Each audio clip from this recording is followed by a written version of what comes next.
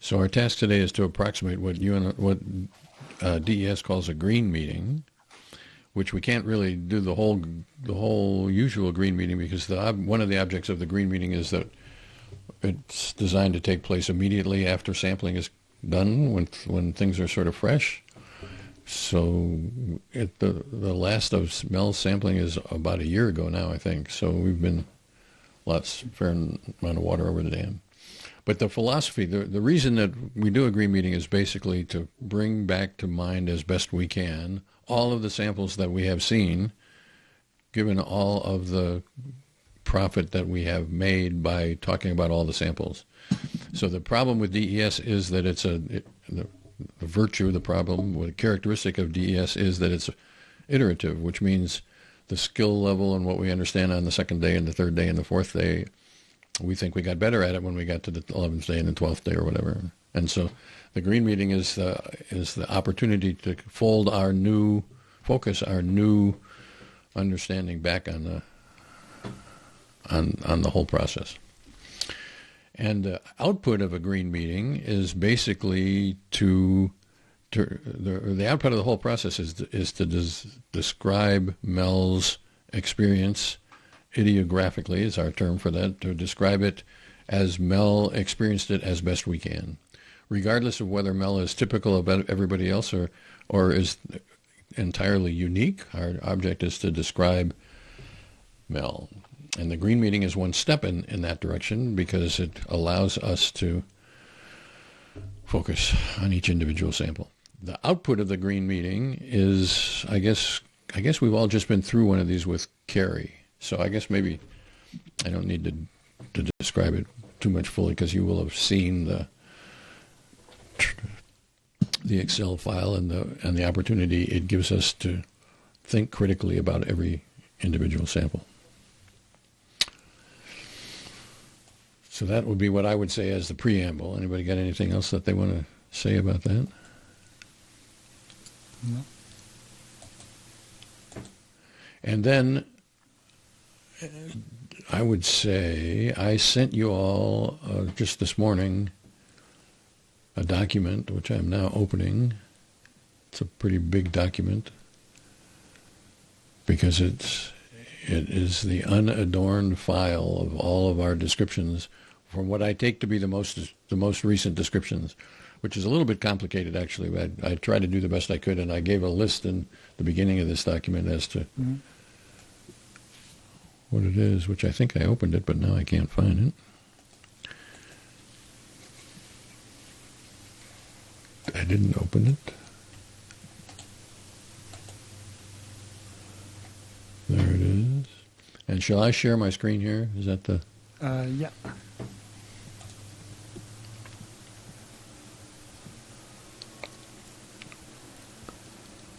I'm still getting something that looks like 98% uploading. I don't know what I'm uploading on Riverside.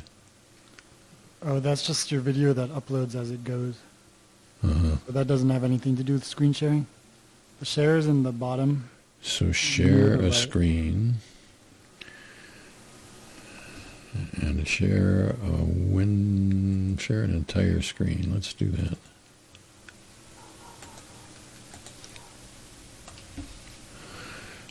So this is the document that I sent you a little bit ago. Everybody see that? Mm-hmm.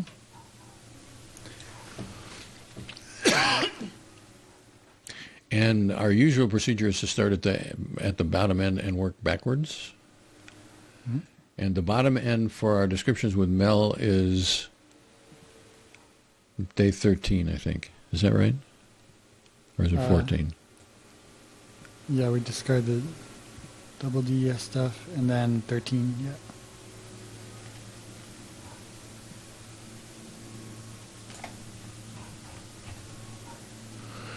So here is day 13.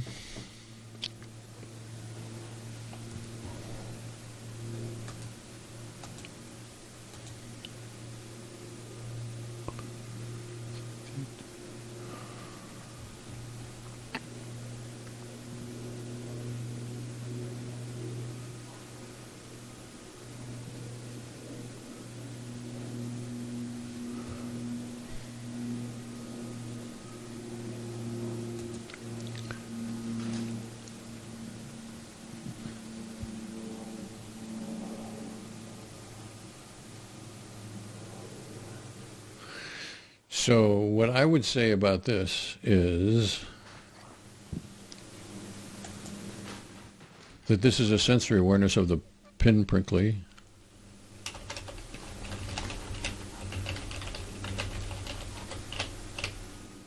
And then what we're calling autopilot. Mm-hmm.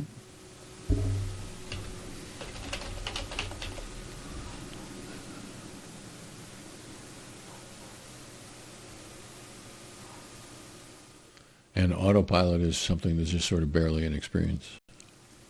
Yeah. It's interesting to come back to this experience and put some kind of code to it, but autopilot seems just. I mean, we talked about that a lot, and it seemed to aptly describe some things that were kind of nothing, a bit more than totally nothing, hard to tell.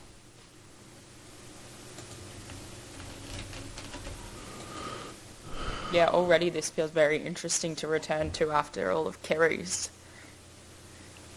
Mm-hmm. Yeah, Carrie was a good choice for us in the sense that she's very different from Mel, which most everybody is very different from Mel, I think. So that wasn't a hard target to hit, but there was very little autopilot-y stuff in Carrie's experience. Onward? Yep. Yeah.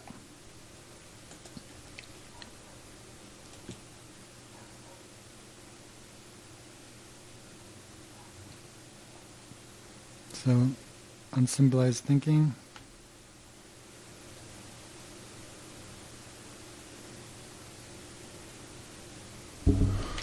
It's interesting that it's that specific phrase, though.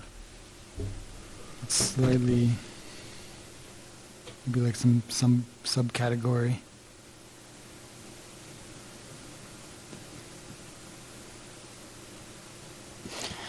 Oh, this is a nice sample, me sharing that I needed to pee. Cool. Yeah, up until that time I had thought that you never had to pee. So that specific phrase, if that was present to me, present to Mel, which is apparently what we were trying to say in our description, that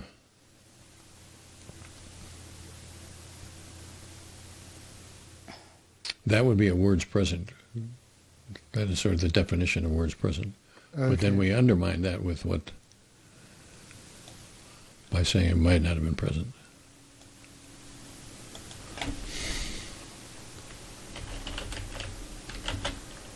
Yes. It's almost like those words aren't present, but they're so apt to describing the concept that is present that, I don't know. I feel like that what you're trying to describe there, Julian, resonates with what I experience in terms of, because I'm reading this back and being like, like unsymbolized thinking sort of feels like an oxymoron when you're like, it's specifically this phrase. But I know what this feels like or what this experience is, and it's exactly what you were just trying to say, Julian, of like, it is, maybe it is that like that thought, that concept is so tightly described by those words, like you said, because it is so clearly a certain concept, a certain thing that I am thinking, but it's not like my voice or like the language doesn't really seem that present, and it's not spelled out like, what do I have at 3? It's like all at once, the idea of what do I have at 3, if that makes any sense at all. Okay, yeah. I think that makes sense. I wonder what to call it as a code, but maybe Russ, you've been doing this longer. So the code is not the important thing. The code is the conversation that we're having right now. Yeah. And the question that I'm having about the conversation right now is how much of that is coming just from the language, from what we have written in the description. So and I would say that this is the disadvantage of doing the green meeting a year later. If we a year ago we might have been able to recall this particular sample. As it is, I can't recall this particular sample, and so we're constrained by the words. Yep. Now, I do think we did a pretty good job of writing down the words, but we can't do any better than what we've written down right now. And so it seems like what we have written here is unsymbolized thinking. It does seem to be closer to that. Yeah, And I then also wonder, because Mel, like, you read these and experiences come to you, or you can kind of fit it with what it might be like, but it still might be a different thing at the time. But I see how you could read that and kind of like return to it in some way, or what that would feel like.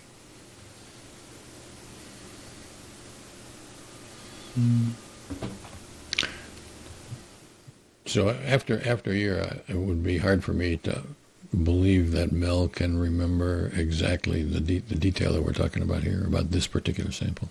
I absolutely cannot. Right. Yeah, so anything I offer is absolutely generalized. Right.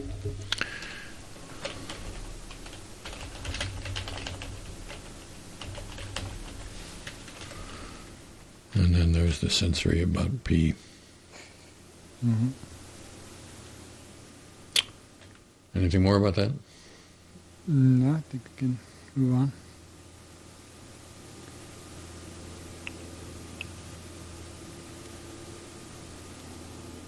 This one seems more like a dormant one. Like some you called autopilot, and some you said was more dormant, like there was like nothing. So the distinction for me between nothing and autopilot is that on autopilot some skilled activity is taking place with no other experience, and on nothing there isn't any other experience, any other action. So this seems to me like nothing.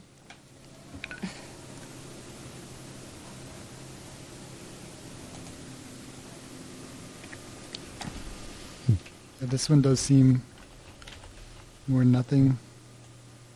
I mean,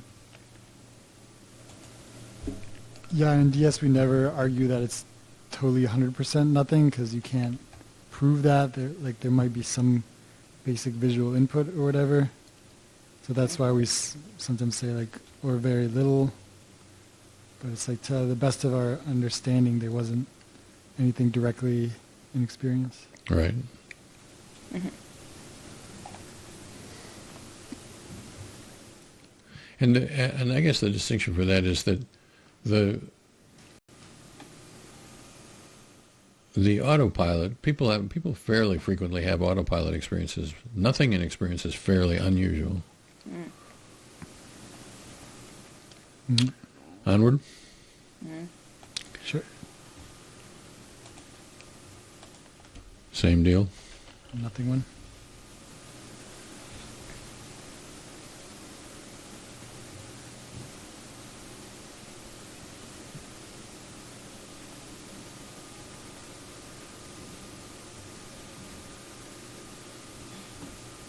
It's an absorbed. I guess we call this absorbed, like in listening.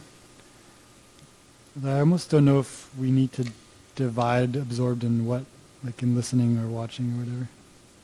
I'm not sure about that. Yeah, that sort of reminds me of a conversation that we had one time about watching movies and stuff. Does that ring a bell for you, Julian? Yeah. There was one day when you were watching Saltburn. Yeah. Do you mean that? And there were a lot of you being absorbed in watching the movie? Yes. Yeah, this seems very similar to that. I mean, it's a conversation, and it's your friend Liv. And I just am absorbed in that in a similar way that I would be very absorbed in watching a movie if nothing else was distracting me or whatever. Yeah, you just locked in pretty much. Locked in. Locked in is a really nice phrase for some of my samples. Yeah. So what I think, gathering from this conversation that we've just been having, is that absorbed is I'm taking it in. I'm not adding anything or focusing on any particular aspect. Mm-hmm.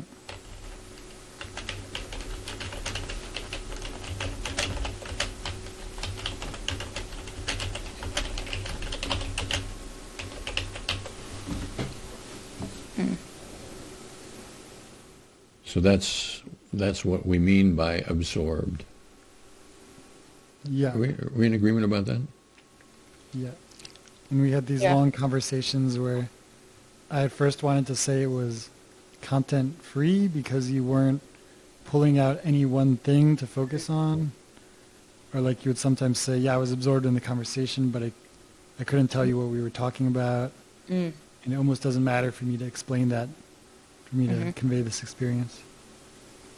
And yeah, so I feel like not adding anything, not focused on any particular aspect kind of conveys that, but I don't think it's true that it's content free because you are taking in what your friend's saying. Yeah. Right. That was the conversation that we had. Yep. It seems to me that this is totally she's totally into the content. Correct. Yeah, I was about to say it's almost the opposite to content free. Right. The content is incredibly important, but I like that thing that you've said of, but not focusing on any particular aspect within that. Then it would be a different description.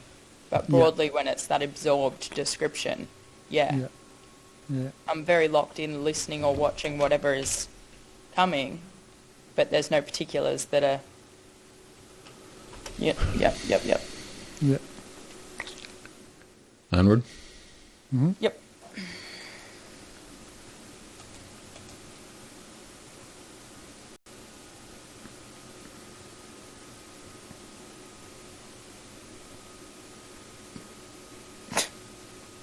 God, my brain. So you're reading, you're registering. It's not as absorbed, and you're kind of just picking up on it.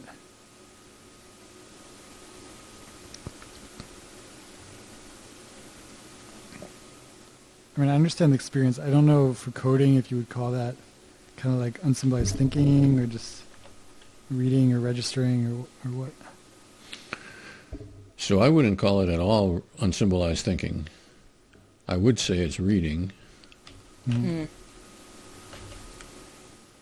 And something about the words, but slightly.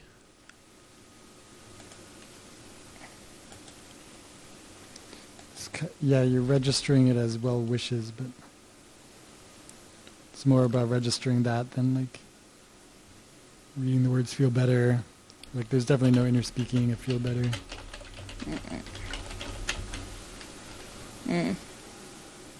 Yeah, that feels like an apt phrase, even though that seems like a really straightforward phrase, like reading with comprehension. Nice work, 12-year-old.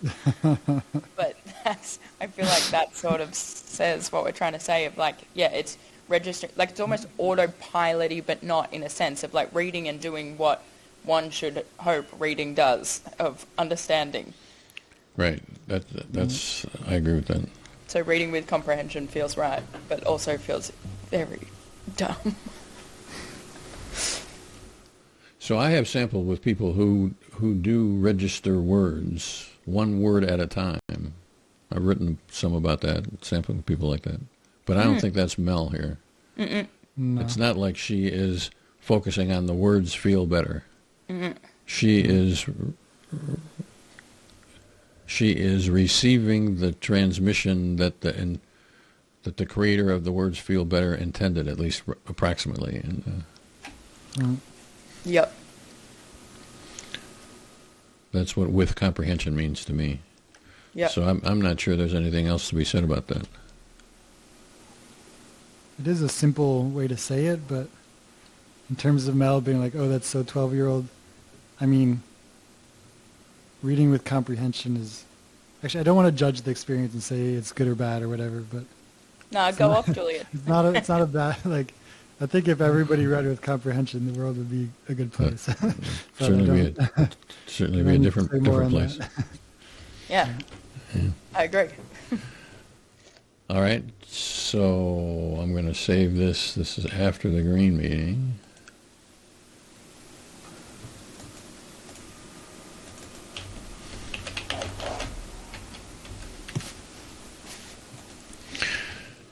And we're going to move on to day 12? Mm-hmm. Yeah. We apparently had a conversation or two about day 12. Ooh, nice.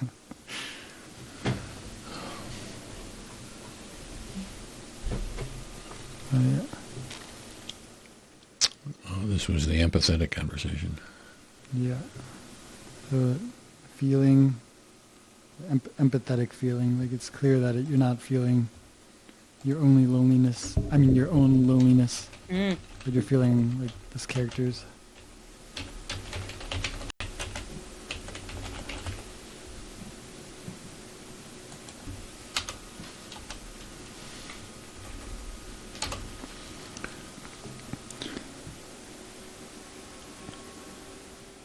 I don't know if reading was experienced besides the feeling itself. I feel like reading is almost a parenthetical to the feeling.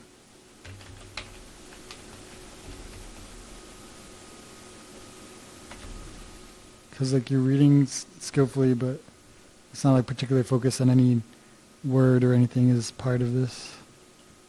I don't think. So in the previous day, we called one sample reading with comprehension. Yeah. In what way would it have make sense to call that reading with comprehension, but not this? I don't know. I might be wrong. Yeah, I sort of feel like this would be the same as reading with comprehension, but challenge me if I'm just using that as a fact to get to this. But for me, like, the reading with comprehension is then what is related to the empathetic feeling. So I feel like I can't have the empathetic feeling without the reading with comprehension, but happy to be challenged on that. I feel like the comprehension is the feeling, so I don't think they're separate. But for me, saying reading with empathetic, with empathy of characters' feelings would feel better than separating reading and then empathy. Like I don't think there's a separate reading and then like empathy feeling. Mm-hmm. So yeah, this seems good to me. Or maybe with better grammar, but with empathy, I don't know.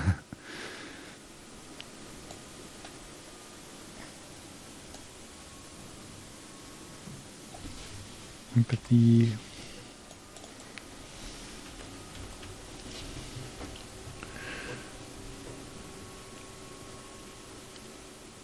Yeah. So what reading with comprehension meant in sample 13.5 or whatever it was, was I'm reading what somebody wrote without adding anything to it. Somebody was sending me well wishes, I was receiving well wishes. Here, I am reading with comprehension and I'm receiving what somebody wrote, but I'm more specific about it, I guess. I'm specifically feeling it rather than just comprehending it. Is that the distinction we're trying to make here? Yeah. That makes sense to me.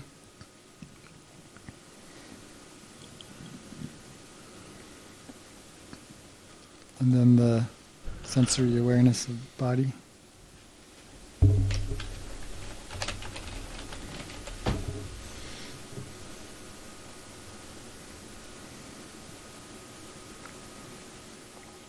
I wonder, this may be something that we would recall better if we could all recall the samples before we went into them, but obviously like reading with empathy for characters' feelings feels incredibly niche in terms of like, you know, the spreadsheet and things like that, which Russ, I know we're not supposed to get too caught up in, but in terms of like, is it a category that perhaps pops up that's more just empathy or something?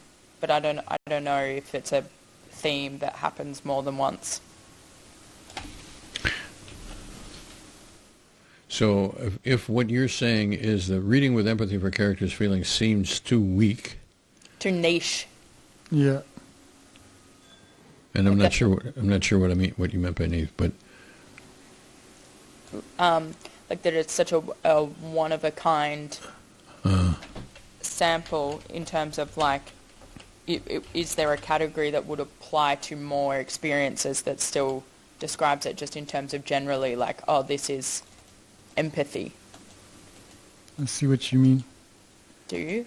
Or But like, am I trying to be too broad or whatever? But you know, I think that makes sense. Like, if it's the only sample with that code, then okay, why do we need a code? But I feel like that can also be something in the next step where we try to look at everything and then see if we can find, like, we might find another experience of empathy, and it makes sense to talk about those together. Yep. But I think we could also do that in the next step as well. Yep. But I see what you mean about, yeah, that could be a really niche kind of code. And but that conversation inspired me, I guess you would say, to make it more strong. It wasn't that she was just reading with empathy; she was creating a feeling within herself that wasn't. Yeah. That feeling came from the character. Yeah. Came from the description. But she felt it. She wasn't just noticing that the guy was sad. She was feeling sad or whatever that was. Yeah. And again, at risk of me generalizing, because that's what I always do, but like that feels like an experience that happens a lot. Like, so that feels like a more helpful description in some ways, because I suspect that comes up more. Yeah, I think there are other empathy samples. I mean, it's not too generalizing if once we actually go through and that's what we're doing, like seeing if there are other samples like that. Yeah. And then about the niche, I think that'll come out of the process. I don't think we need to worry about that. Yeah. If it is niche, then we'll be the only one. And my recollection is that there were, in the bodily senses, there's going to be other things that are something about feeling the body being pressed down. I'm not that specific in my recollection, but it seemed like it was worthwhile noticing that. Yeah, I think you're right. Interesting. And we might be wrong about that, but that will fall away if it's...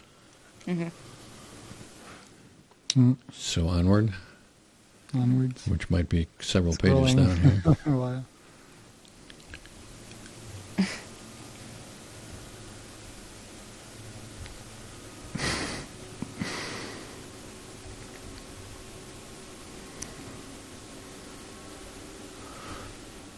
We took it seriously. You got to give us credit for that.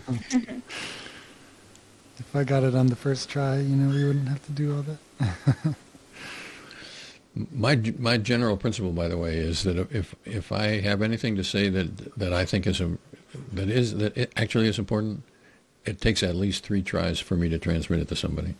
The first time, if somebody understands what I said the first time, then it wasn't important. And, it's interesting. Is this because I, as you will recall, definitely wanted to stay out of the transcripts for this because I wanted to not know too much about the background chat and academic chat that was happening. What is most of this about here? Is this about the empathy aspect, or is this do you remember what this chat was? Yeah, it was about empathy, and I think I was arguing that it's possible that just having this feeling, that there's nothing for us to know and distinguish just having this feeling from it being an empathetic feeling. So it could just be like you have like a lonely feeling. Like, how do we know that this is empathetic? And then Russ was arguing, no, it's empathetic. It's the character's feeling. It's intrinsically just different from if you were feeling yourself lonely, depressed, whatever. But it took a lot of arguing and convincing for me to drop my kind of notion. So I agree with everything Julian just said, and this was the schematic that I created to try to get this. So this was Jane feeling lonely. Yes. And this is Mel feeling lonely. And this is Mel empathetically feeling Jane's feeling, which is different from just Mel feeling lonely on her own. This is somehow Mel wrapping herself around Jane. Yes. And it ends up with a feeling, but it's an empathetic feeling rather than just a feeling. Yes. And it took us several pages to... Oh, and then what are Mel and Jane doing there? Oh, the drinking aspect. Yeah. So part of the discussion that we had, Mel, was that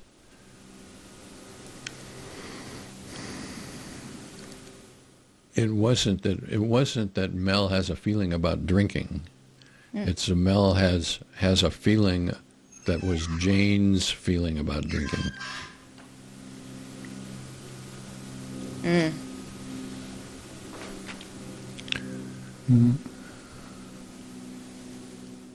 But it seems like we've come from the beginning of this discussion that we're now in agreement that we should call this a empathic feeling.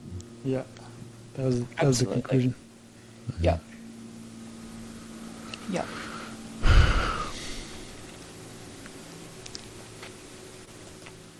What was I doing here? What's this sample?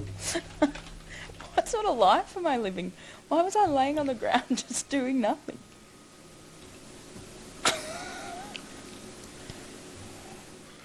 It all does come across as a little bit, is she depressed, isn't it? I'm really not. I definitely, even back then, I know I was not. But it reads that way sometimes. So it never came across to me as depressed. Yeah, it came across to me as fairly unusual, not adding anything to your surroundings. And I think there might be something that's quite highly skillful about that. I mean, I don't. It's not my job to make a judgment about that, but I think the meditators, people who take meditation seriously, meditation is sometimes called like a clear lake. I want to reflect. I want my lake to reflect what's around, rather than a wavy lake, where I see my own waves, kind of a deal. And your lake is pretty clear. And I'm not trying to say that I think you are evolved to some higher level, because that is not my job. But I'm trying to counter the opposite of that. The dead inside bit. Right. Because that's the conversation I regularly have with people when they do this. Whoa, you're like just running around in some enlightened state. I'm like, or I'm a bit dead inside. Depends who's describing. Anyway, but that's just like, what time of day is this? Why am I, 2:30 p.m. Why am I laying on the ground doing nothing at 2:30 p.m.? I don't know. So this is sensory awareness auditory, pretty straightforwardly.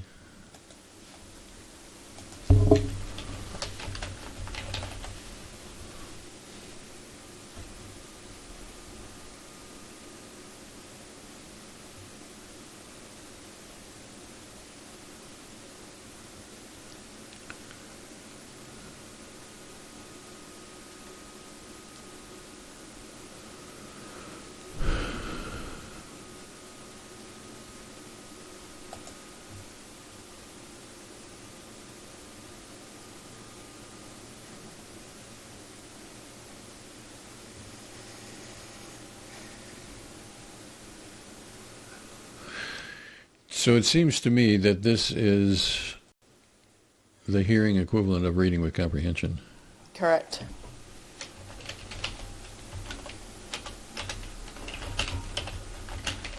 Or the similarly, like with the absorbed description that we had. Hearing comparable with comprehension. Yeah, which is a similar thing to what we used the word absorbed for. What did we describe as absorbed before? It was a conversation, I believe. It was in a conversation. Yeah, that's right. I was listening to Liv. So should we call this absorbed? I don't care. Like, it depends. Hang on, what do we think describes it more?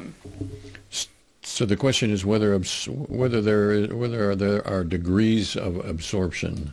Yeah. Taking in with understanding what is meant, or more deeply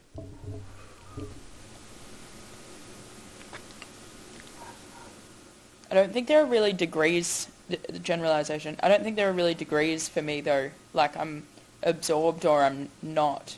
Like, I lock in and listen or I don't, or I watch a movie or there's a clear distraction. I don't think there's really... It's fairly black and white, if I can recall things properly. So where would we talked about absorbed, would that be the same thing as receiving?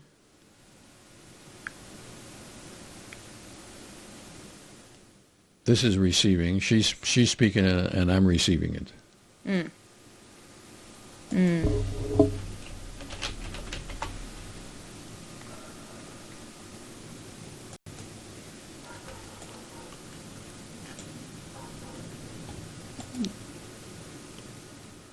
This was the Liv. So that's where we're saying isn't an exact topic. So would... It feels slightly different here, doesn't it? Because this I can half remember as well as anyone can. Yeah, listening, not jotting down what the topic of conversation was, but I'm absolutely engaged in it and whatever. Whereas the one we were just looking at feels like listening, but some deeper meaning attached to the fact that I'm then thinking about there are tickets still available or something in association with what I don't know, it feels like splitting hairs though. I'm convincing myself less as I talk. So the question is about the deeply. Yeah. Is there a distinction to be made about the... when Liv is speaking here and when whoever it was that was speaking in the previous beep? There's some difference in the, like here you couldn't even pick apart what she was saying or the exact topic. Particular and in the other sample, like you knew the words. But I feel like if there are levels of absorption, it seems, and I guess we'll see as we go along, but sometimes you didn't even say what the topic was or what the words were. And it seems like those are like more deeply absorbed. Well, I think the only difference for me is to do with what you said before about, particular aspect, right? In this description we had in green here, absorbed, taking it in, not focused on any particular aspect, whereas in the one we were just looking at when I'm listening to my sister, I am focused on a particular aspect. That is the only difference. Otherwise, I would say they're the same level of absorption or same like receiving, same locked in. But in the other one, I focused on a particular aspect.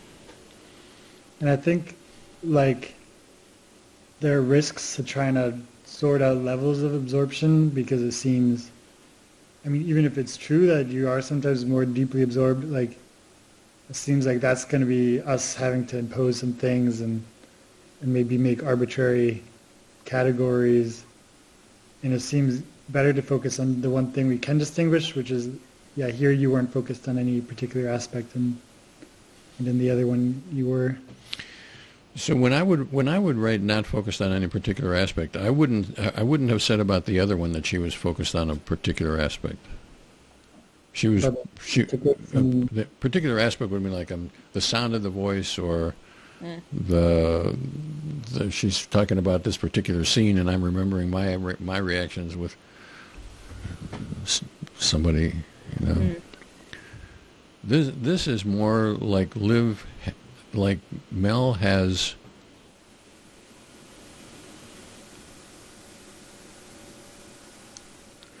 So now we're back to the content discussion. Mhm. This is more content free than the other one. The other one, you're getting the content. She's telling you about tickets or whatever, and you're absorbing the content. And here, it's not content free, isn't it? Right? It's sort of like content transcendent. It's like it's. Yeah, we did. Yeah, this was. If you want to know what like our long written discussions are about, like a bunch of them were on this, and yeah, I think we at one point settled on non-particularizing is something we could say about it. Like you're really not picking out any one thing or even topic. I mean, you're absorbing it like it's being said, but you're like after the beep, you couldn't even say exactly what it was about because it's so much about just live and your dynamic and everything. That kind of like transcending any one topic. Yeah, I mean, all of that feels really reflective of my experience. So that's like comforting to know that like, yeah, I think you guys are totally on the right path. Of course, someone as pretentious as me would have something like content transcendent as a description. But if anything, I would just say that experientially, like these two samples from where I'm sitting and can recall feel pretty similar. So like the thing that we're pulling apart here is fairly minor in terms of that act of, or that experience of being super absorbed in a conversation and it happening, and like that is pretty much always the same, which goes back to what I was saying about like I don't really think there's too many levels to it and stuff. Content transcendent feels nice, but yeah, I don't think there's a great difference between this and the other one, despite me being able to give you a piece of content in the other description. Experientially, they feel quite similar to me. So it could very well be that Julian and I amplified, over-amplified the deal about content, because he wanted to say things were totally content free, and I wanted to say there was a lot of content in here. So we may have been making more about the content than it deserved. It's definitely something that struck me. It was like very different to how I understood experience. If you would say, I was watching a movie, but then in conveying that, like telling what particular scene or what was happening, if it was like a kiss or a car chase, didn't seem important to you to convey, like, you're like, yeah, I was just locked in. And that was, I had trouble understanding that, actually. Yeah. So, Yeah. Well, we're going to get to those. yeah. So are we happy with this? And then we're going to go and Yeah, let's go on for now. go back to wherever it was we were, which was 12.5 maybe?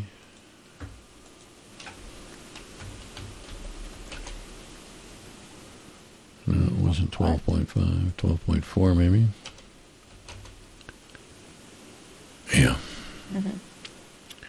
So what we said about that other one, which I copied just so that we could see it, we said absorb, taking it in. This is what we said about the live conversation. Yeah. So absorbed in listening, registering. Yeah, like from my end, it's the same experience. I've just been able to, on this occasion, recall a particular detail about what we were talking about. But experientially, I don't see any great difference there. Is that in line with what you guys are thinking? So would it be okay with everybody if we use these same words, replace this with that? To me, I understood them as somewhat different, but maybe we could trust the process and see. Well, the only difference is they're not focused on any particular. Taking it in, not adding anything, I agree with. Not focused on any particular aspect is the only bit that we would all maybe challenge. Could we maybe take that part out of this one? Since tickets on the website seems... I mean, that's how I understood focused on a particular aspect. But I guess, Russ, you meant it as like... Yeah, I would mean it. I'm not focused on. I'm not visualizing the website. I'm not. Oh yeah, no. Paying attention to my sister's cold, hoarse voice, and I know she's had a cold or whatever. That would be particular aspects, but. Okay. So maybe by particular aspect, particular... I don't know what the word would be.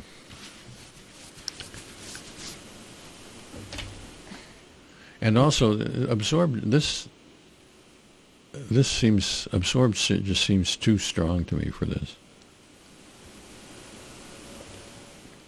My impression is in the Lou thing that you were more absorbed. Mel was more absorbed, more locked in. That is my impression too, I've got to say.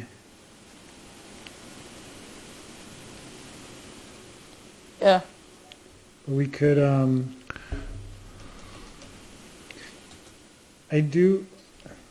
also think there were levels of absorption, and I guess we'll see as we go along, but I remember some samples that were very, like some you even were like, I can't even tell you what the sample was because I was too, like after the beep I was too pulled out of it. So. Why don't you just put here in combo with comprehension and then put absorbed with like question marks? This is just something that's going to make itself clearer, I think. Yeah, that's kind of what I was saying. Like I feel as we go along and see more samples, like yeah, you're it's right. going to become clear. How does that? Yeah. Clear? It's fine for now. Fine for now. And then should we add hearing convo with comprehension at the beginning of this phrase, at the beginning of this description and the live description?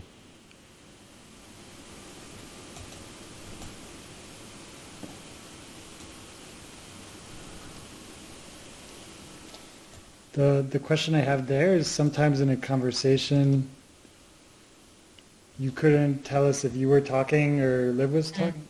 Do we know in that sample if who's talking? Because sometimes I was just like I was absorbed in the conversation, but I couldn't tell you who was talking at the moment. Yeah, and I guess that's sort of part of my hesitation here, and I probably contradicted myself a bunch of times, but I think that's part of my hesitation with doing hearing with comprehension for that one as opposed to absorbed. Like now that sort of feels slightly different, two slightly different things, doesn't it? Yeah. So I sort of lost track of that piece of the conversation trying to get to that other sample because I should have been able to. Why can't I just search for this? Well, now it's pasted twice. Yeah, but it's not coming up. Well, Russ, now you need to just X out of what you typed in there because you've double pasted some things. I get no matches. So I think I'm searching down, but I can't. Yeah, that's the problem. How do I get rid of that? I don't know. I'm not good at this. Oh, there it is. Oh, nice.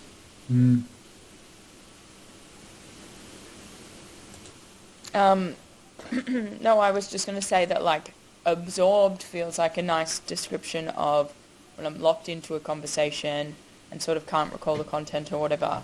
And then hearing with comprehension sort of feels like, well, that's a different level of locked in because I was comprehending the thing at the time so much that I can tell you what it was I was comprehending. But my hesitation is I don't want the absorbed thing to then sound like I'm not listening to a conversation per se, of like I'm sort of sitting there and there's nothing in my brain. Like I am engaged in the conversation. So there is a level of comprehension, but less obviously than that one or something.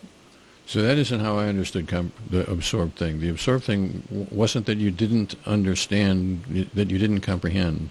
Yeah. But that it wasn't just your absorption, it seemed to me, was not just about the content that was being described. And this beep was a good example of that, if I think. So Liv was no doubt telling you, I went to the grocery store yesterday, and you were understanding that she went to the grocery store yesterday. But it wasn't about the grocery store, and it wasn't about yesterday. That was not what your yes. absorption is. Your absorption was in Liv's conveyance to you. Yes. Liv. Yes. Whereas the beep about the tickets, that was about the tickets. Yes. Yes. Mm-hmm. I don't know how you describe that difference, but yes. Okay. So this is hearing a convo. This is in a conversation.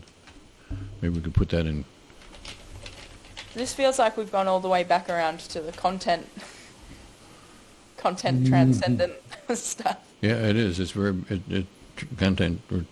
It's the same thing without saying content, without trying to sound too erudite about it. Then. Yeah. Mm-hmm. All right. So now, how do we get back to where we were before? What was 12.4?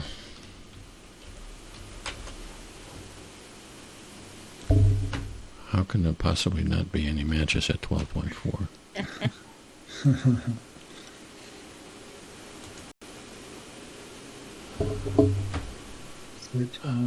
How is that possible? Right next. No,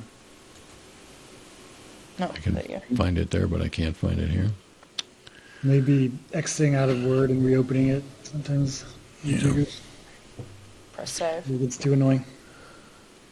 We'll do that at the end of day 12. So we're in agreement. This is hearing conversation with comprehension, and this is we're not going to write that. Yeah. But then there's also sensory awareness bodily. Mm-hmm. Mm.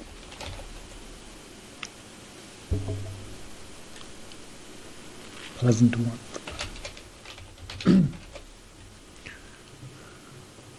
It's interesting already seeing the number of times sensory awareness has come up, because that's not something that I would have thought was really part of my experience, so that's cool. Because it definitely is. Some days I think there was a fair amount. Mm. Yeah, that will fall out of here, but I think it's at the lower end, at the end of the sampling, there was quite a bit of it, which is pretty typical of sensory awareness in general. Some more sensory awareness bodily. Uncomfortable. And it's in the weight kind of a deal. Mm.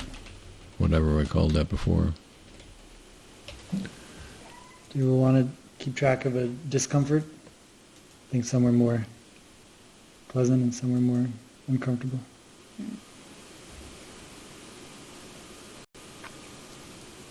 Or is that too much trying to separate good and bad or whatever? That's my impression of that, was my impression at the time, as I recall. I can see that. To my... Do you do any? Do you do anything with the feelingness? It's like, there's this description of tranquility, which is clearly a feeling as opposed to just a nothingness. Yeah.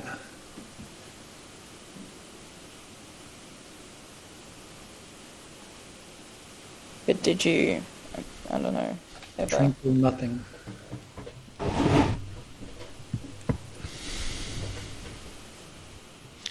So the question for me in that regard would be, at the moment of this beep, I am feeling my face and nothing else?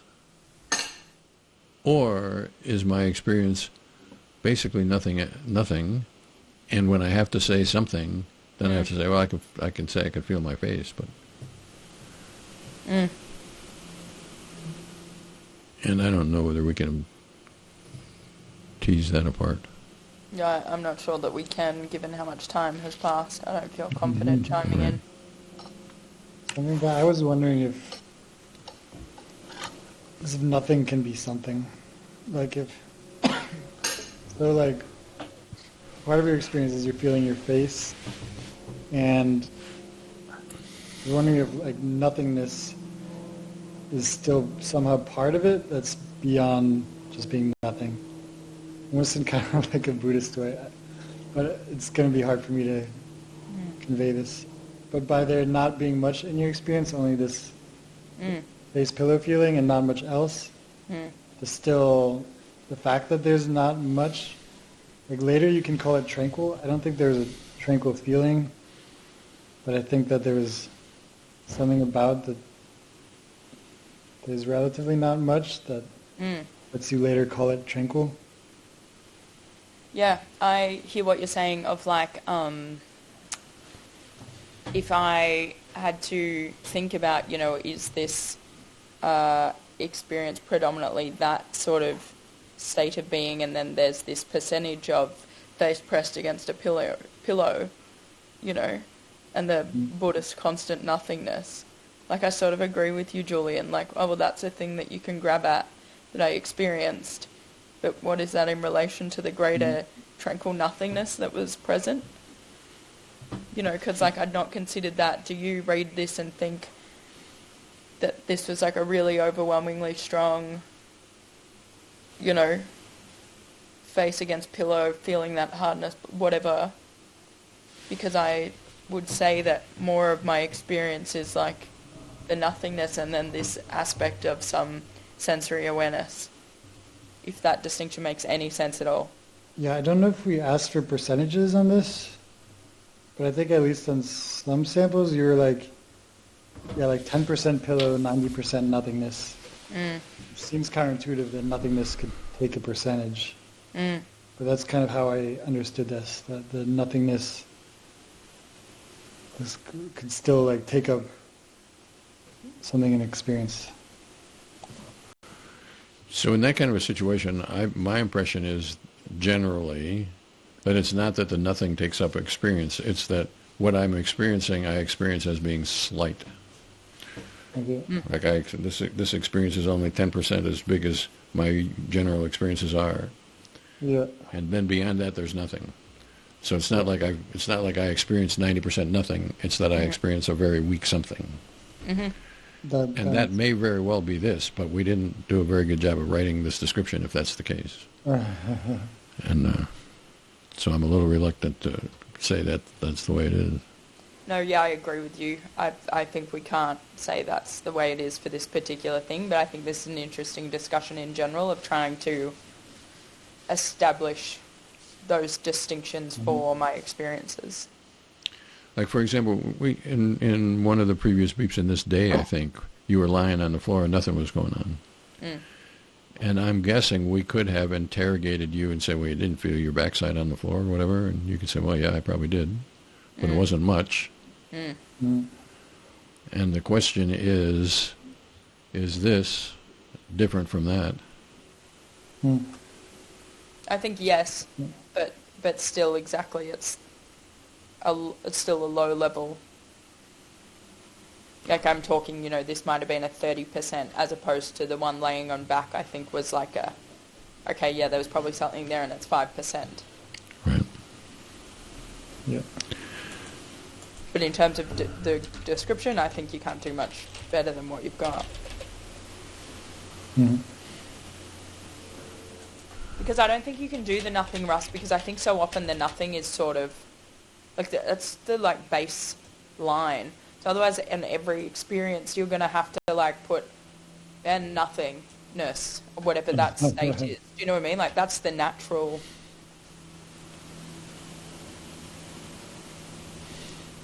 But I get this idea of, like, a slight feeling. Like, it's Right, different. Than, like, your face is pressed into a pillow. It's super smushed, super uncomfortable. You got to move. Like, Yeah. it's a different experience than that. Yeah. How about that? Sounds good? Yeah. Number 6. Yep. 6.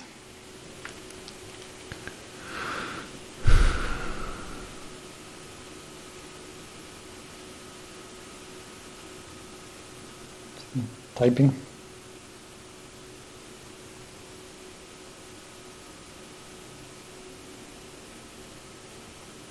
Writing. Is this like an autopilot thing or not? It's kind of autopilot-ish. I think this part of it is totally autopilot. Yeah, that's sort of what I want to... Yeah. And then with a sensory awareness as well. Mm-hmm.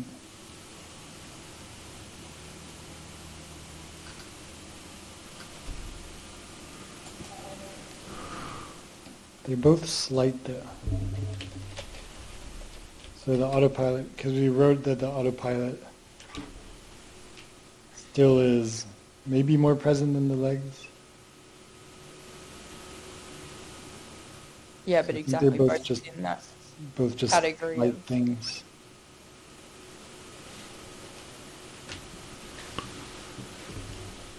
Yeah, because, especially if I compare to, some Kerry samples or whatever in terms of the way she might experience a sensory awareness thing, and it could be quite overwhelming. She's really caught by the dirtiness of her hair in the car mirror or whatever. Mm.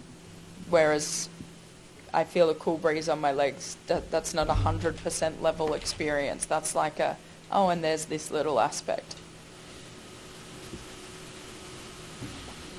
Which I think comes down to this thing that we struggled with a lot throughout the whole thing of being very careful about not just grabbing at things because there are certain things like a sensory awareness thing that I experience in some lower level and it can be described. So like, there's this overwhelming nothingness, but there's also this little thing. Like, that's true, and just making sure that then we don't put too much weight on the thing that can be articulated beyond nothingness and autopilotness. Yeah. I think that was kind of the struggle was seeing is there really nothing, or maybe there's a slight thing. And in some ways, kind of as you did get better at registering things in experience, like we did catch things, like maybe on day 2 we wouldn't have caught the cool breeze. That doesn't mean we're making up the cool breeze. On day 2 we might have wondered if we were making it up, but I think you did get more careful at being able to tell if something was directly present or not. So there are some people, some experiences, where sensory awareness occupies the whole part of me. Like I feel like my whole attention is wrapped up in noticing the blue color of the screen of my computer. I'm drawn to the blue color, and that's it. And it feels like 100% of everything, that's not what this is. And I think we can be confident about that. Mm-hmm. So we happy with this? Looks good to me. Yep. So I'm going to save this. And we're going to go to day 11.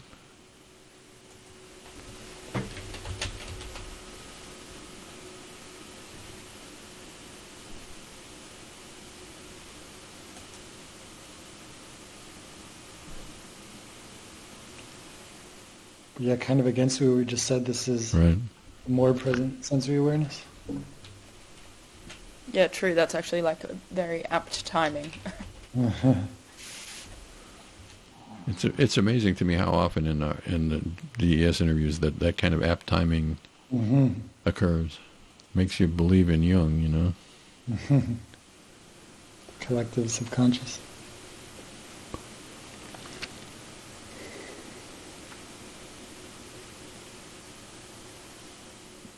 Yeah, that's really interesting because that's such a different sample to so many of them.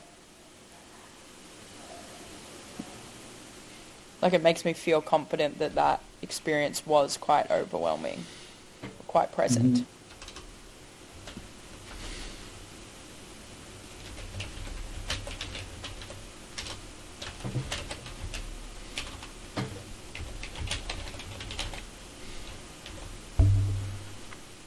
It's interesting, like when we start doing this, we see some samples and then kind of remember all of experience or a lot of experience like that, and then we get something new, and then this kind of like is making me remember other samples that you described as more overwhelming.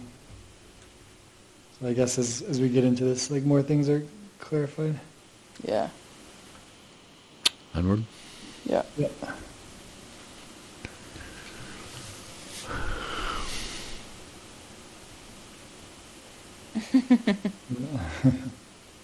See dog say. See dog say dog. Autopilot. Autopilot. Yep.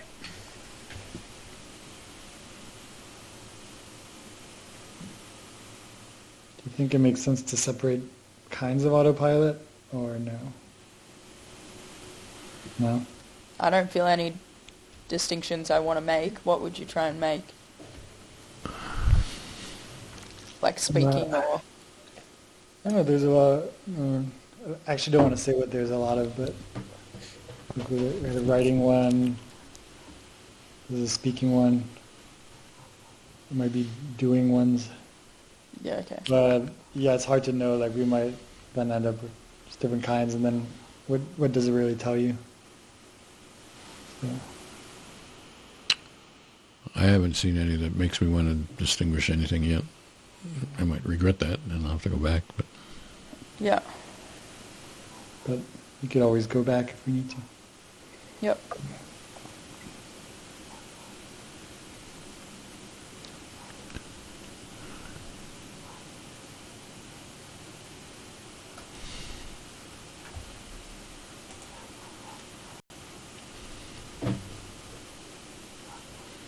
Well, this feels like the live sample. right, which we call absorbed. Yeah. Deeply absorbed. Absorbed.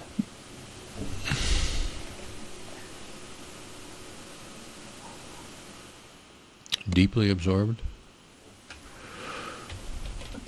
or just absorbed. I feel like I would never make a different distinction between absorbed and then and then there's deeply absorbed. I feel like if I'm absorbed, I'm deeply absorbed. In terms of, I think that's what... Yeah, I'm not sure about levels to it. Yeah. So do we still think this is different from the tickets conversation? I do, yeah. Okay. Because I think this is one of those times where, again, it's coming to the content transcendent thing, or however we want to describe that, but like here I'm definitely locked in, I'm absorbed in the conversation, but there's no particular aspects of the content that I'm grabbing at. But that doesn't make me any less absorbed in the conversation at the time. So we did say non-particularizing. Or Russ, you said that in our discussions, our written discussions. Back about live, I think. We didn't write it about live, but but you've used that before as kind of like the most we can say, because we don't want to say content free, and that content transcendent sounds So maybe to Mel, to like Buddha or whatever. Or maybe content transcendent. non-particularizing or something. God, my dad would roll his eyes at that. He'd be like, oh, God. Because you remember how I told you, he still thinks I make it up, that there's no voice in my head. He'd be like, oh, and now you're really? content transcendent. Jesus. He doesn't buy the no voice. Oh, he thinks I make it up. Although the more this goes on, I think now he believes. So I said we wrote not any particular aspect rather than non-particularizing, but that seems like sort of the same thing. Yeah, we could just copy paste that, I guess. Yeah, it feels like exactly the same as that sample to me.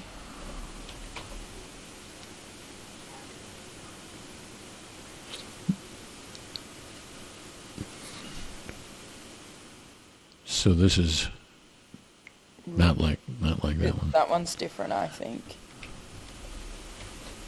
If we're going to split hairs with it, because there's an aspect of the content that has stood out. I think it's interesting that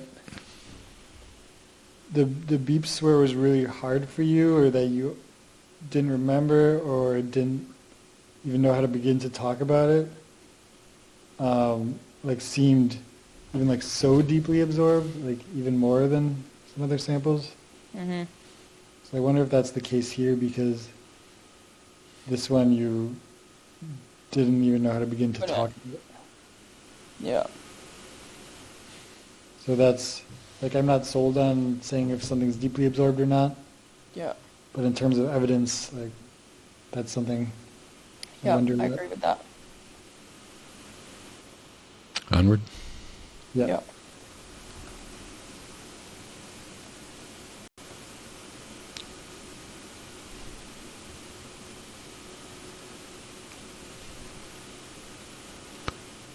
Deeply, totally absorbed.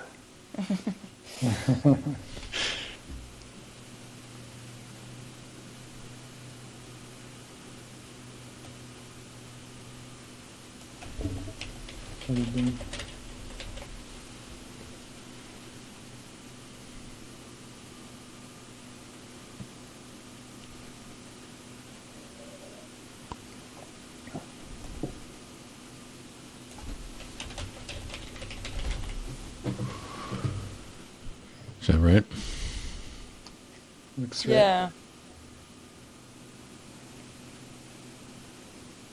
There's something, the thing that I'm just like mulling over right now is that whether there's a common thing here about the conversation bit that you picked up there, Russ, about receiving what that person is transmitting. That's like, do you know what I mean? Like the bit that I'm like deeply absorbed in here is the profoundness of the words coming out of my grandpa's mouth in terms of meaning, in terms of feeling, in terms of receivingness. Mm-hmm. That's I'm just like, I don't know if there's distinctions to be made or whatever, but when we say absorbed in, like, you know, I'm editing the video, but that aspect is sort of autopilot-y. I'm a fact of the matter. And, like, obviously this is a video, so there's visual aspects to it and stuff, but I'm absorbed in receiving the meaning and the feeling and the whatever of what's being transmitted. I just think that that's interesting. There's something about that. So what we're doing, that raises the question of something like,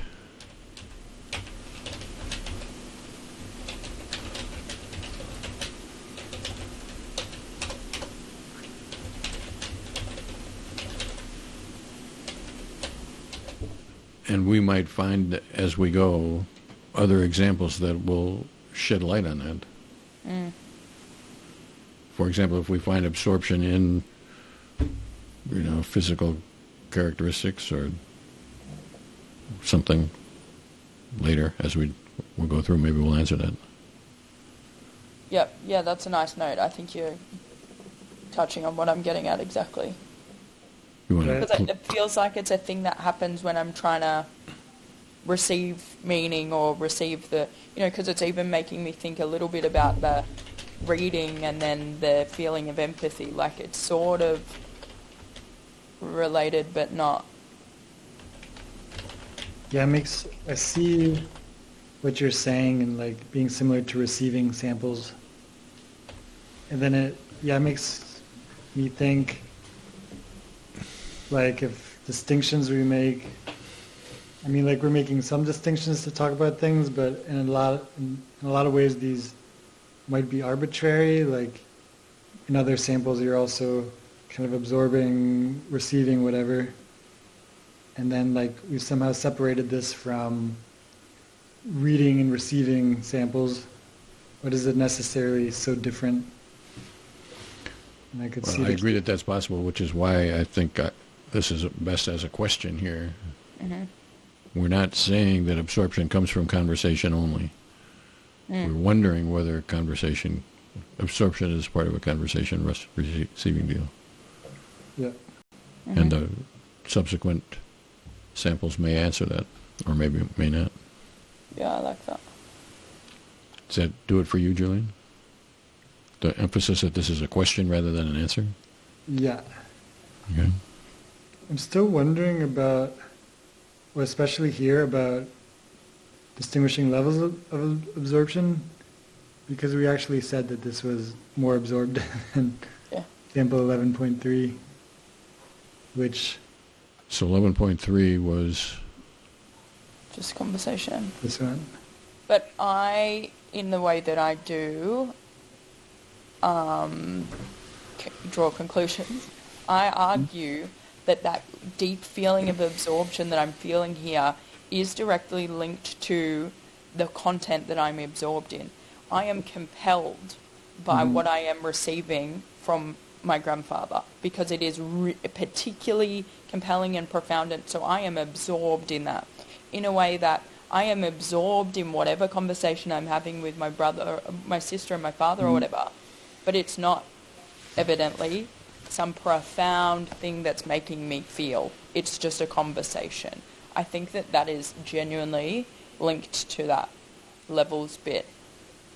Yeah, like the tickets were just the tickets, but your grandfather talking is like... Yeah, and the reading making me feel a really certain way. I'm absorbed and I'm comprehending, and so it's a bit all-consuming. I think that's related, but I think this is a question to keep an eye on. Could we maybe put deeply with some question mark? Not that I'm questioning that it's deep. I do think you're deeply absorbed, but just if separating deep absorption as something you want to do, which I'm still not sure about.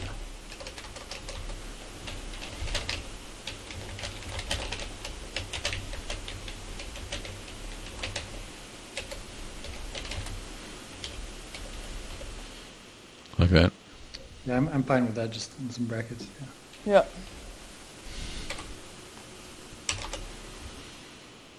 Move on. Onward? Yeah. Mm-hmm. That's day 11. Okay. Is it been long? Do we have time and energy to keep going? Yeah. Yeah, Yeah. I've got time. I think one more, if that suits everyone else, like one more day. Yeah. Are you fine with that, Russ? Yeah. Okay.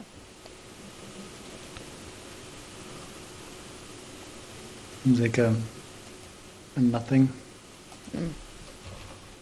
Even the maybe present seems, I don't know, maybe like I put it in on for insurance purposes. I don't know. I'm not sure if I did the interview, if Russ did that. But sometimes I would say, like, oh, this is maybe, like, you can't tell for sure if it was directly experienced or not. That's what this comment is saying. Oh, lol.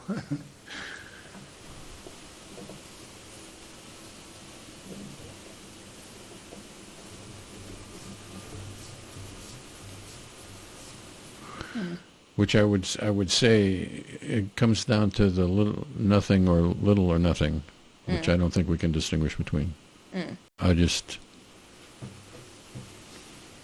I think it's a fool's errand to try to distinguish between nothing and little or nothing. And it feels not particularly interesting anyway compared to other things that are popping up. Right. So the thing to keep in mind is something like, this is not what we found with Carrie. We can split hairs with Mel about whether this is nothing or little or nothing or whatever. Yeah. But it is not the kind of sample that we found very often with Carrie. And it is the kind of sample that we find pretty often with Mel. Yeah. And I think we'd be willing to bet pretty much all of the ranch on that, or a good share of the ranch, on that being an accurate statement. Yep. Can agree. Yep.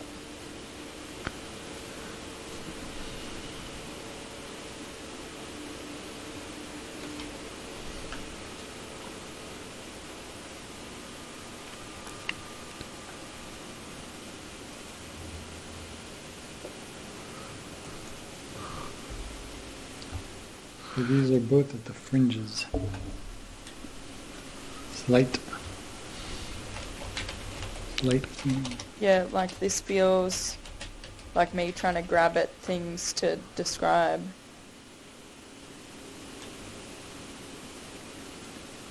Yeah. Like, it seems like a nothingness, and then I'm going, oh, there might be a 10% this, 5% this, like I'm looking for things, I think. So it could be looking for things that aren't actually directly experienced. But I think it's possible that there is you're slightly hearing your mom. Like, I think it's possible that this isn't made up and that's there. No, I think the mum thing is there. I agree, because especially because I could, and I remember this, but because I could describe it quite well. Like, I can say I knew it was my mum's voice. I couldn't hear the words that she was saying, but so like that was experienced. Yeah, that's the way I understood this. Like, that you were able to say more about your mom's voice.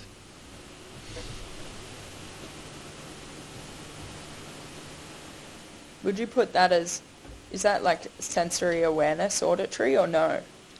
Is that a thing? I would not call that sensory awareness auditory. What's that mean?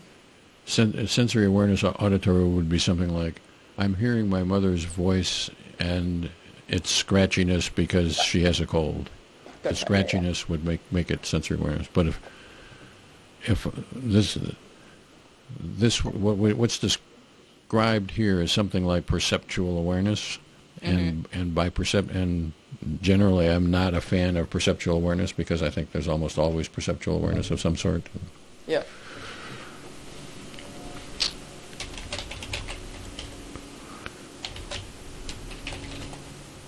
Yeah, so I would agree that this falls into the category of nothing, if anything, perceptual awareness. Nothing-ish.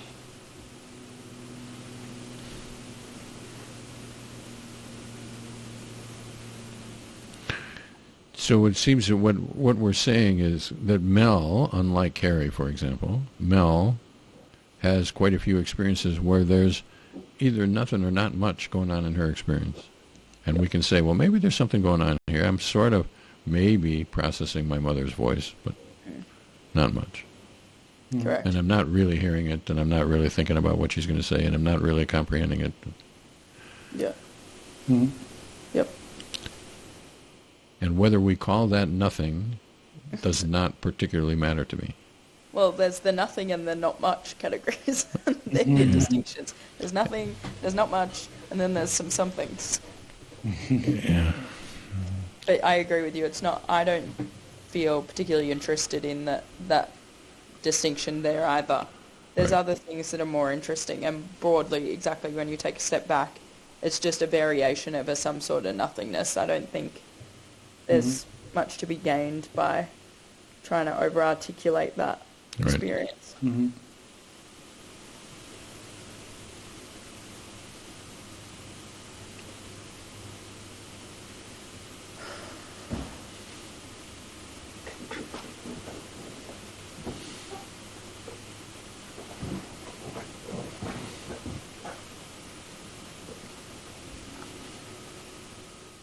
Oh, that's the actual sample.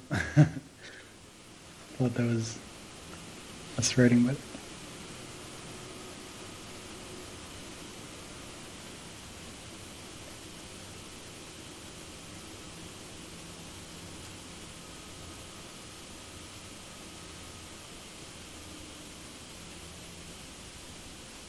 Mm.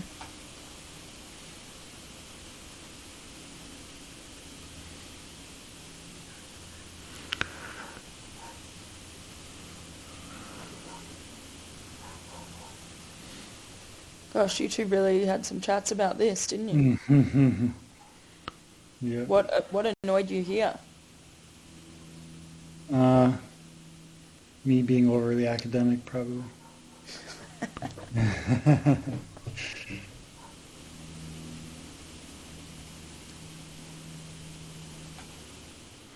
So this, what would have annoyed me here, as you say it, is the question as whether you had said that there were two blue lines, and the question is whether the blue was more important than the lines. Oh, for me, it's definitely the lines were the important bit, not the blue. I don't think you're saying that, Russ. I don't think any of us said that blue was experientially important. I think by blue you just mean what you highlighted in blue. Yeah, highlighted, I think so too. Which is that, I think maybe my questioning, like you were seeing paragraphs not lining up. I think my questioning might have been bad, and I asked like, what's on the screen? Like, which I should have asked about your experience instead. Like, so like paragraphs might be not lining up, but like the question of how specific your focus is or what you're actually seeing. Yeah, I think you're probably right about that. So this is is this what we ended up with? Yeah. Yeah. Mm-hmm. We can see whether this is what I really thought. What day are we on? Day 10? 10 or 11, I can't remember. This is what I took to be the more or less final description. What happened to our apostrophes? I don't know. I've never noticed that before, but it might be a new version Maybe. of Chrome. Okay. So I'll have to go through and change.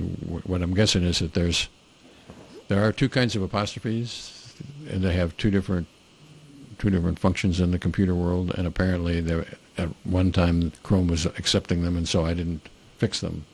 But apparently now they're not. So it's just a matter of going back and search and replace. Yeah. It's annoying, though. One more detail that I have to do. It's annoying. Okay, so this seems like you're seeing, but sensory awareness seems too specific. Like you're looking at the computer and the website, whatever. But it's like seeing with a feeling. Hang on, why are you quick to write off sensory awareness? Because I was probably leaning towards sensory awareness for this, but it's not colour, or I don't know how you describe. It was the geometry or something.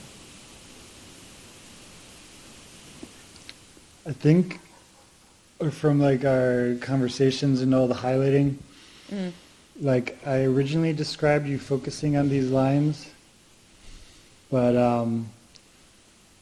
I think the final impression was that you were more holistically taking in what was on the screen, and we weren't sure if those exact lines were, like if you were directly... So I think it was just my bad questioning, maybe, because I asked about what was on the screen instead of what was in your experience. So we were never sure. What do you think, Russ? I think you're right, as best I can recall, that the primary experience was this feeling. Yeah, I was And really this feeling came from the paragraphs not lining up. Yeah. Mm-hmm. But it wasn't the unalignment that was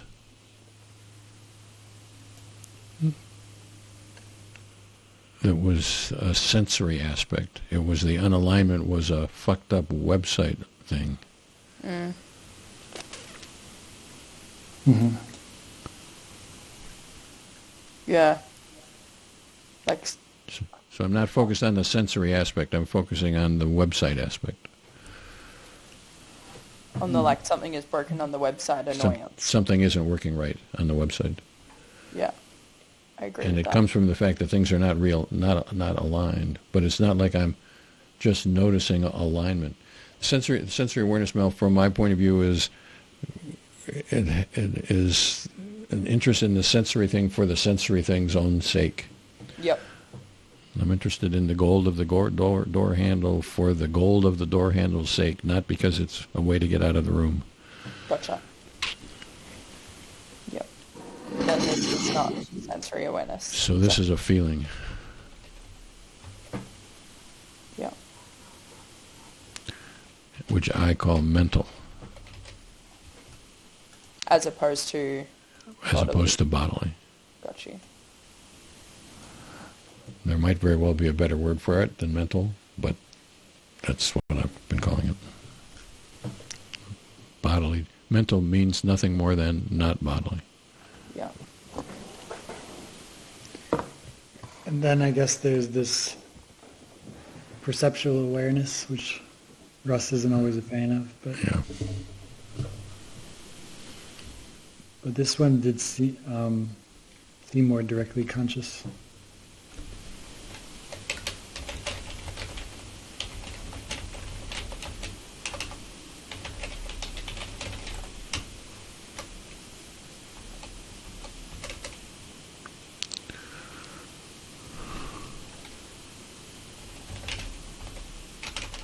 Let's just call it perceptual awareness.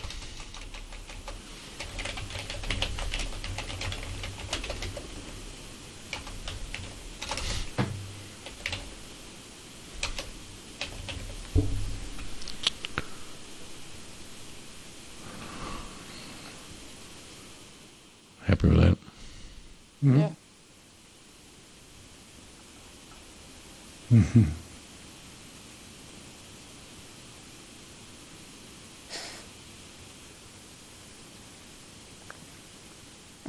Wait, there wasn't the sample right before? Or is this? Oh, no, never mind, yeah. Never mind. Yeah.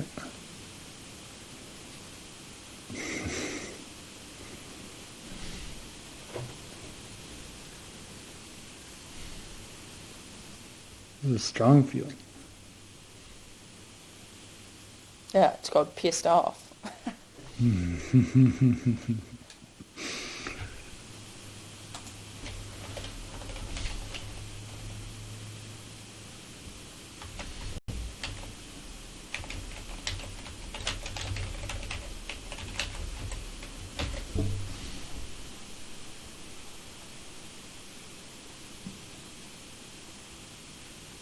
Yeah, that works for me.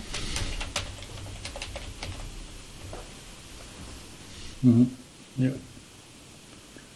Works for me.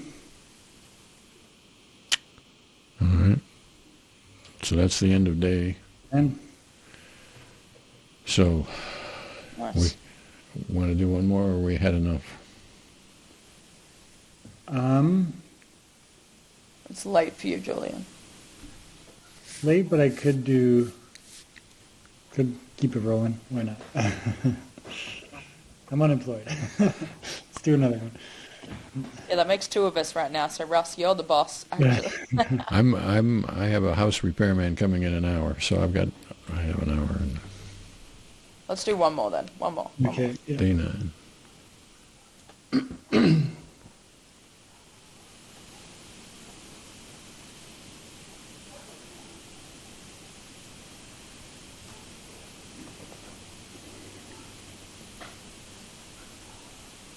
Wait, is this just pre? I think 6.1. Looking for day 9. This is in what I have for day 9. So I've apparently brought in the wrong file for day 9. Let me go and see whether I can find it. Day 9. Day 9. 9 for website. I think I took this one, and I probably should have taken this one. I have RTH4 as the latest. Of day 9? Yeah. Should I share my screen for? Well, no, it's better if you do the writing. I could email you. So we think there's a day 9 description. Maybe it's trying to tell us that we've done enough. Day 9. Oh, that's also true. Could be. Yeah, I emailed you my latest version. Email it to me. That's good. Okay, I just sent it.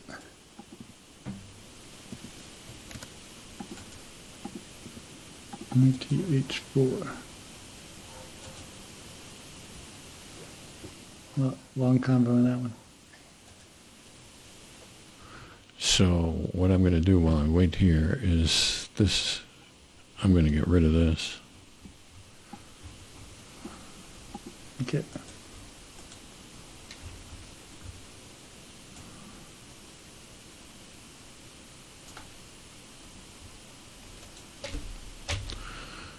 And leave day 9 empty for the moment. And then there it is. So there's 2 files. Descriptions, day 9. You said 2. They're the same, I'm pretty sure. One of them is for website. Yeah.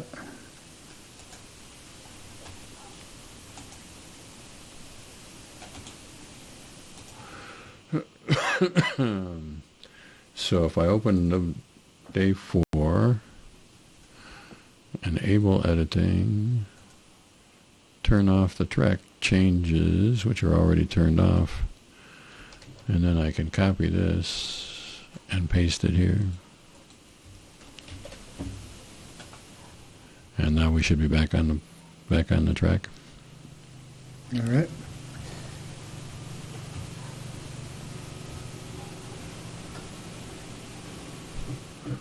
Oh. Oh, this is our Saltburn chat. Saltburn. Yeah.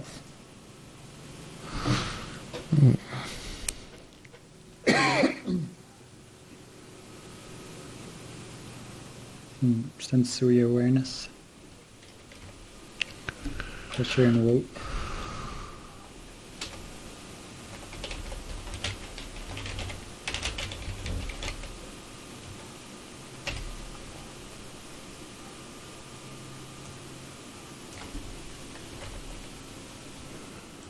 We buying that?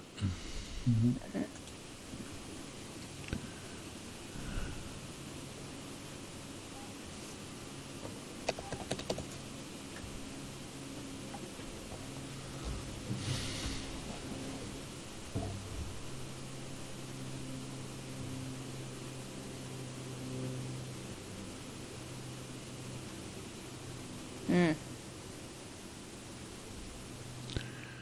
Pondering? Pondering, yeah. I'm thinking, but there's no any clear thing present. Is this different to like unsymbolized thinking for you? For me, unsymbolized thinking is a very specific thing. Uh-huh. This would be if this had said, which it doesn't, but if it had said, I am thinking about a new sentence, and that sentence is, I should use the word inherently problematic. Mm-hmm. But I don't have the words inherently problematic, and yet I know that I am trying to decide whether I should use a sentence that has this concept inherently problematic. Mm-hmm. That would be unsymbolized thinking. Yep. It's like this is a step before that in This some is respects. at least a step or maybe several steps before that. Yep. And I think I sometimes call it something else, but I can't remember what. We'll call this something else. But pondering is pretty good. Works for me. Works for me.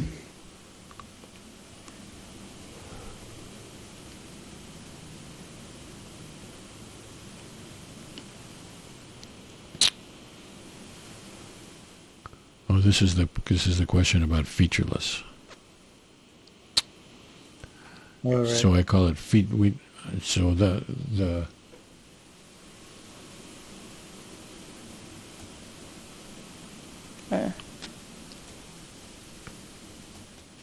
Julian and I had a long conversation about featureless. Mm-hmm.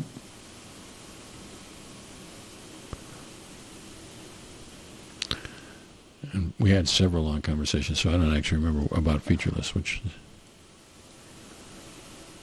Yeah, I'm not sure either if I wanted what it originally was and what the changes were. That's really interesting. I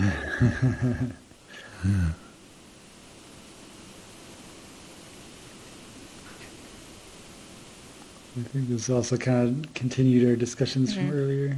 Right. Still chat. Yep, yeah.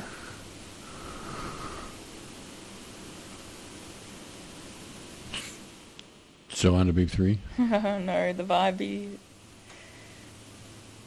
Oh, this is still part of that conversation. Here's 9.3. Yeah. Vibey.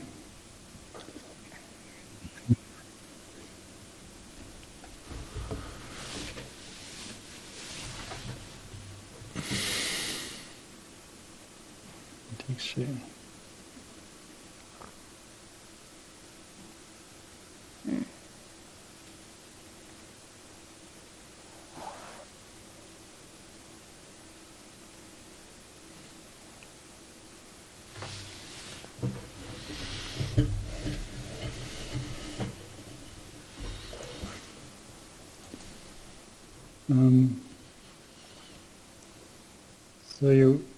This seemed like, yeah, it wasn't quite a feeling, like not strong enough Yeah, I maybe to agree. call it feeling, but there was still kind of some This part here? feeling-ish thing. Yeah, watching the letters. Feeling-ish, Yeah. vibey thing. Like it didn't seem fair to say that that wasn't present at all. So I would probably Yeah. call this sensory awareness. This is the kind of thing that it's the sensory aspects that's interesting. The disappearing of the way the letters successively disappear, which is cool to Mel at this moment. Yep, could see that.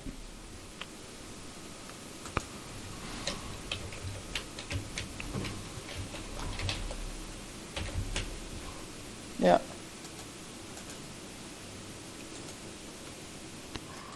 And possibly sensory awareness, tactile.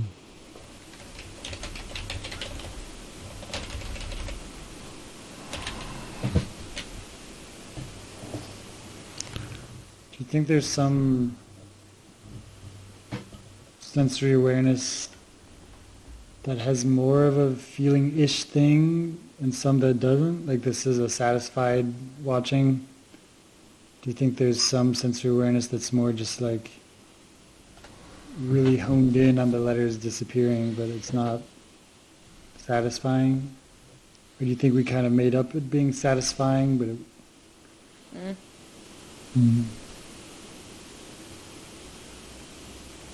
What's your take on that?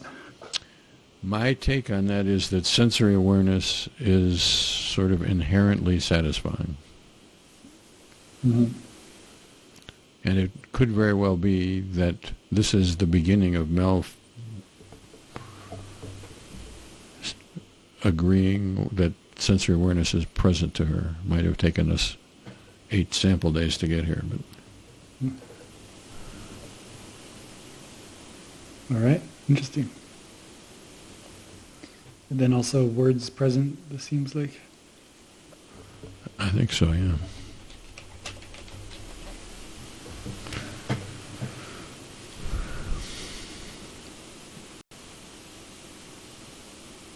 Looks good to me. Onward. Onward.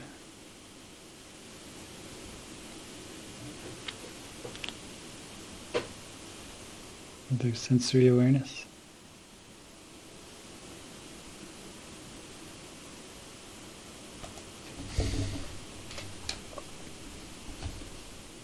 Should we label stuff as skin surfacey before? If we're keeping track.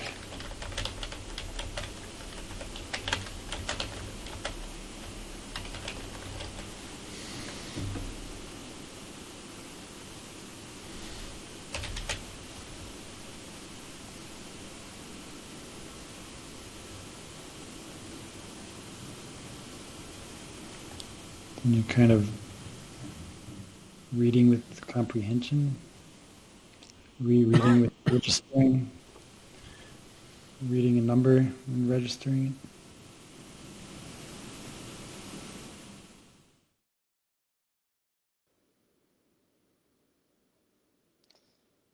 To me, it's almost feeling like perceptual awareness now in a way. Like I just happen to be locked in on that number at the time, but I'm not saying that there's any great meaning associated with it when I'm looking at it. I can just tell you that that's the thing I was to me, it focused on at the time. seems like there's no big meaning, or you're not thinking beyond, like if it's high or low or like whatever, but it is registering like as a number. So not like pixels, not like, you know, the font or the serif of the font or whatever. But like, to me, like the visual part is a bit more incidental than, I don't know, it still registers as a number, I think. So I think there is in general in the world, there is a degree of semantic. So I think semantic processing is multi-level. Let's put it this way. So I think it is possible to recognize that $487.12 is a number, but with no semantic processing beyond that. I recognize it. I recognize that this is a number, and this is a word. But I can do that without any semanticness beyond that. I think that's possible. And that is, I guess, what I think Smell is doing here. Mm-hmm. So it's not like semantic free.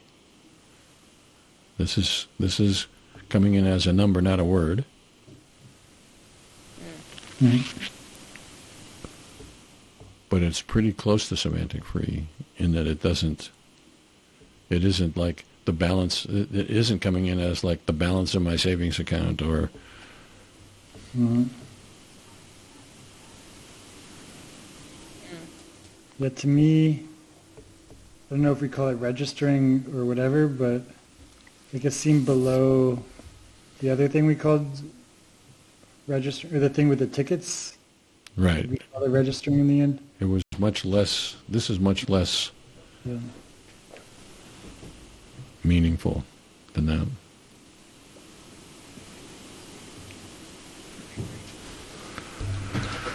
I don't know how you describe this, but I agree with what you're saying.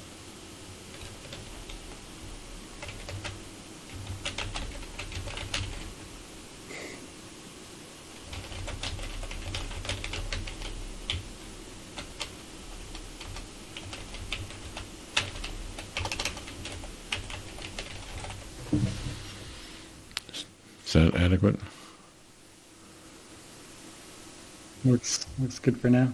Might be a little niche if we make a whole code for that. But I guess Well, we'll see. I think that'll either fall out or it won't fall out. If that's the only one, then we won't have to worry about it. But if there's others, then we'll have to figure it out. Yeah.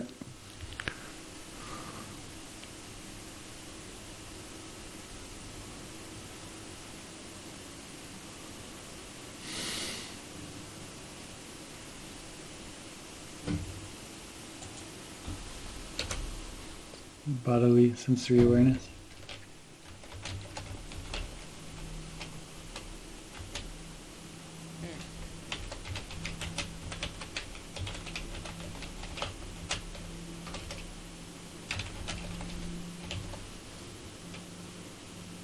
Oh yeah. Referring to that. Yeah, yeah. Then lightness. Weightlessness. There may be some other samples that have a kind of lightness.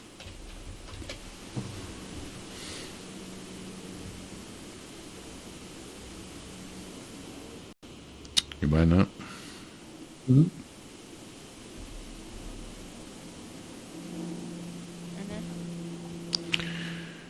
All right, that takes us to the end of day 9.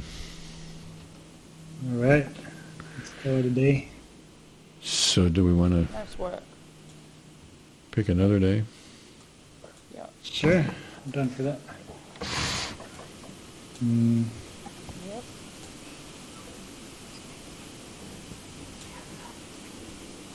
Well, not to speak for Julian, but as we pointed out before, we're the unemployed ones, so perhaps Russ gets first pick of the day. Good next week, Russ?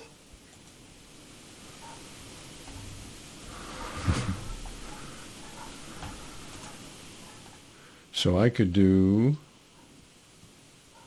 if we're looking for next week, Works for me. Like this time, again, next week would suit me. and by this time, if it's 12:15 or 12:25, works for me. We're talking about March 3rd.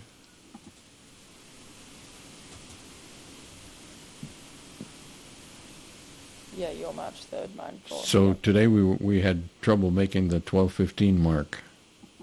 Do we want to just go for 12:30? Or the hour 30, whatever the 30? Yeah, I think that could be good. Yeah. So Is that okay with you, Julian? yeah, I'll set it for the 30. Okay, Okay. Send you all a calendar invite. sounds good to me. Cool. Let me pause the recording.